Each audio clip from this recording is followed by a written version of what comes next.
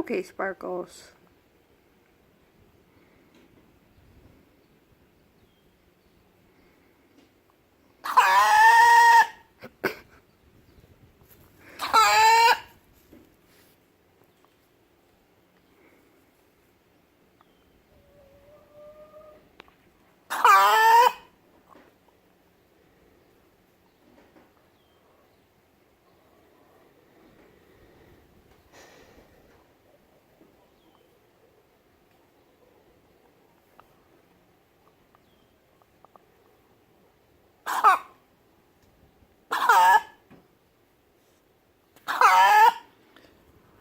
Last time we did this, we read that it's something stuck in their throat and that we give them olive oil on bread and it helps get it down, and it worked perfectly last time, so I'm gonna try again this time, see if it works.